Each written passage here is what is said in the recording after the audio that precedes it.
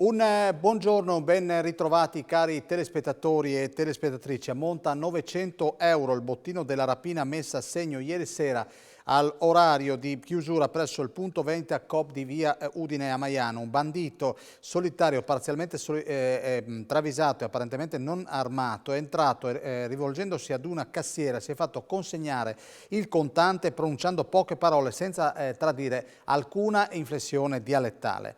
La donna, una 49enne di San Daniele, ha assecondato la richiesta. Il rapinatore ha ritirato il denaro ed è fuggito. Sul posto sono giunti i carabinieri dell'investigativo della stazione di Maiano avviando indagini e battute di ricerca. In queste ore vengono visionati i filmati delle telecamere attive all'esterno e all'interno dei locali rapinati. Ed eccola qui una delle 3 telecamere posizionate sul perimetro esterno. Ha tentato di nascondere alcuni capi di abbigliamento del valore di 25 euro all'interno della borsa che aveva con sé, ma una donna di 55 anni, residente a Campoformido, è stata fermata da una dipendente del negozio OVS di Cassacco che si era accorta di quella cliente che da lì a poco sarebbe uscita senza pagare la merce. Sul posto i carabinieri del radiomobile di Udine, la donna è stata denunciata per tentato furto. E a Trieste una donna è stata vittima di una truffa, convinta di aver acquistato su un social network un televisore da 55 pollici. Quando ha aperto il pacco ha trovato una tavola di legno grezzo.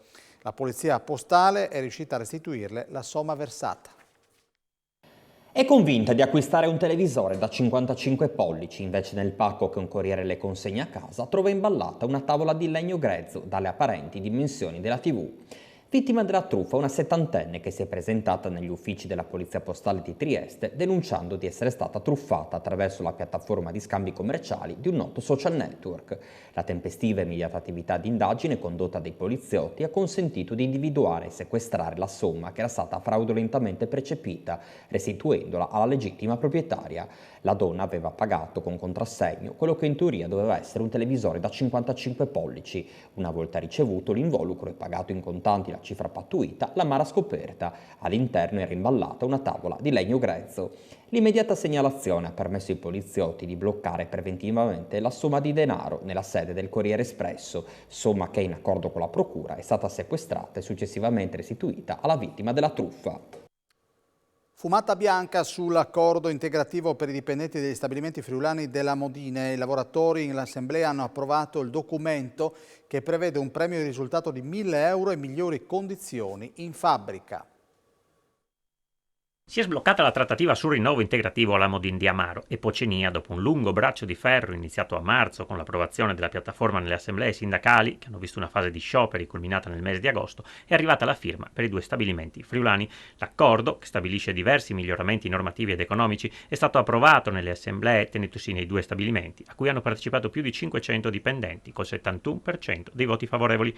Oltre a riconoscere una somma di 1.000 euro al raggiungimento pieno degli obiettivi tecnici ed economici individuati nel premio di risultato, hanno evidenziato Maurizio Marcon della FIOM CGIL e Fabiano Venuti della FIOM CISL, l'accordo stabilisce le basi per la costruzione di relazioni sindacali partecipative e tutta una serie di miglioramenti normativi, come l'introduzione di un percorso di stabilizzazione dei lavoratori con contratto a termine o di somministrazione, l'avvio di un confronto sulla formazione continua e la professionalità dei lavoratori, il potenziamento della previdenza complementare con l'incremento del contributo a carico aziendale per il fondo Cometa e la contrattazione degli orari di lavoro, del part-time e dello straordinario il sabato, per cui è prevista, oltre alla maggiorazione del contratto nazionale, un'indennità oraria di 2 euro.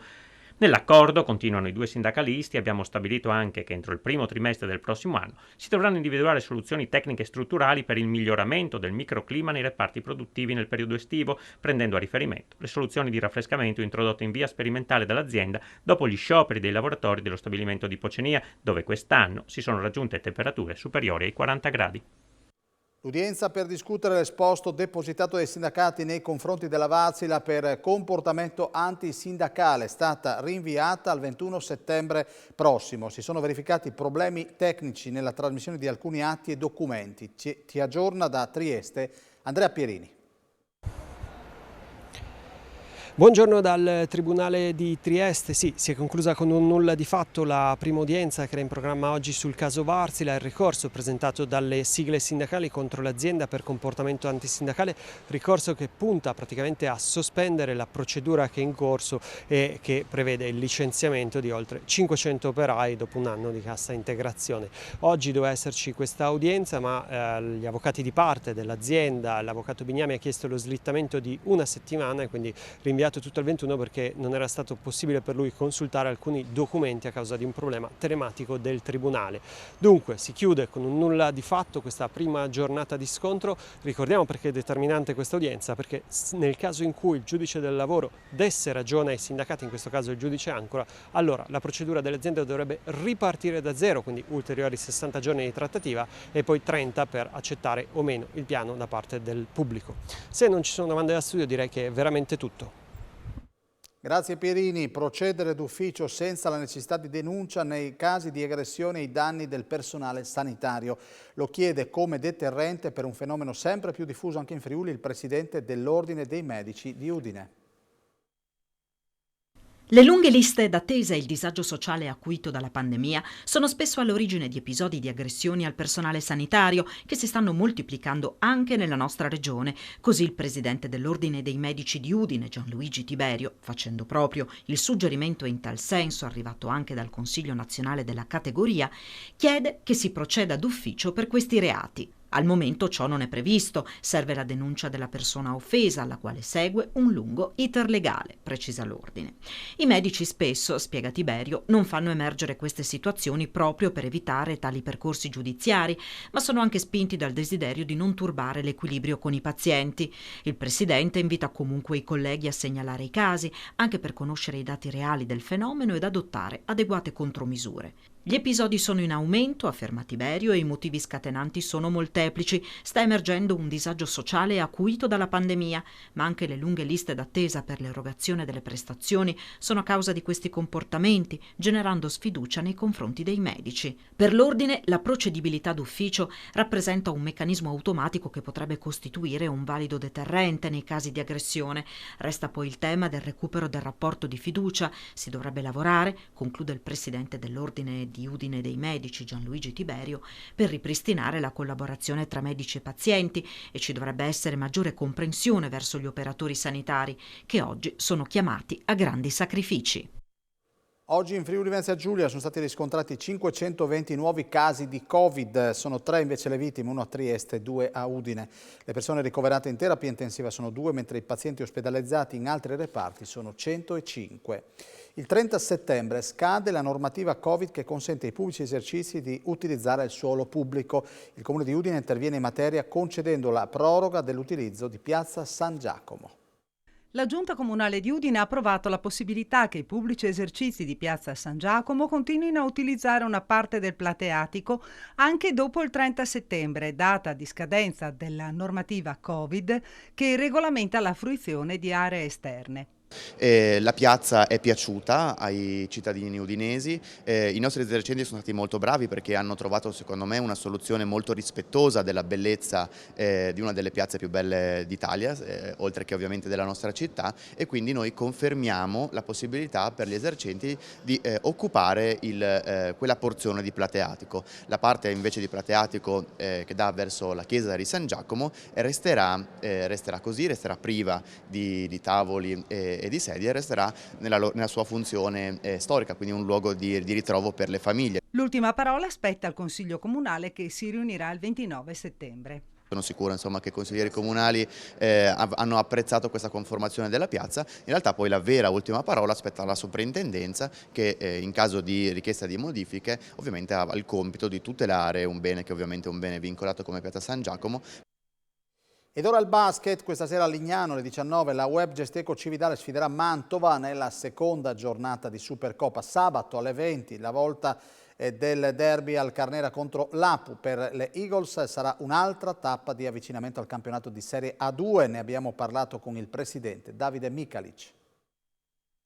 Davide Micalic, appuntamento questa sera per la Web Gesteco Cividale in Supercoppa contro Mantova. Come siamo? All'improvviso diventa una partita anche che ha un valore, perché avendo vinto la prima Ferrara fa classifica in questa Supercoppa, fermo restando che, come abbiamo battezzato dall'inizio, non ci diamo troppo peso e usiamo queste partite per approcciare bene al campionato, però insomma giochiamo in una cornice bellissima come il Palla Bella Italia Village che ci ospita. Abbiamo vinto la prima, perché non provarci? Dai, Mantova è una squadra forte che conosce bene la categoria, quindi per noi è un bel test.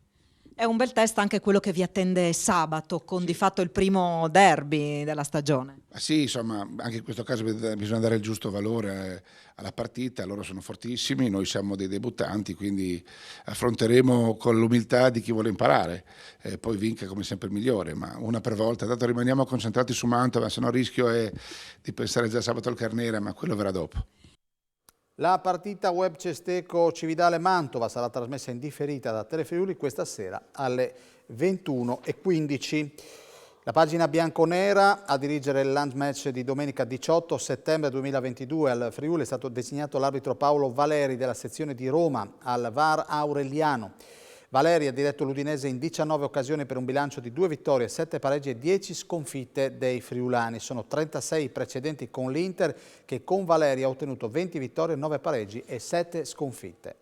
Il Pordenone di Mimmo Di Carlo ha vinto ieri in casa della Virtus Verona per 2-0, una prestazione convincente, quella dei Ramari, che ha soddisfatto anche l'allenatore. A fine gara il mister ha elogiato la personalità dei suoi. Sentiamolo.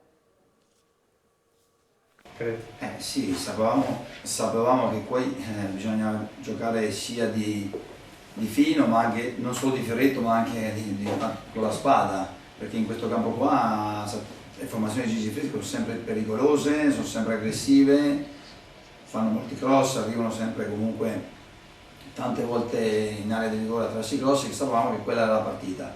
Siamo stati bravi, diciamo, a finalizzare stavolta, mentre secondo me qualche cross fatto da noi in primo tempo, soprattutto nel primo tempo, abbiamo avuto 5-6 occasioni per provare ad andare in vantaggio, non ci siamo riusciti. Poi sono contento per Candellone perché se lo meritava sia lui che Magnaghi, che dalla partita precedente sia con la Juve hanno preso 2 traverse e altre 2 occasioni importanti, quindi noi stiamo in un buon periodo, stiamo dimostrando di essere una squadra solida. Sappiamo che in questi campi qua c'è bisogno anche, ripeto, un po' di spada, non solo il ferretto, perché sennò non porti a casa punti. Molto bene, termina qui il nostro telegiornale regionale. Io vi ringrazio come sempre per la vostra cortese e fedele attenzione. Un saluto alla regia di Gian Domenico Ricci. Adesso la sigla, la pubblicità e poi a voi la linea ancora con collegamenti dal territorio. Arrivederci.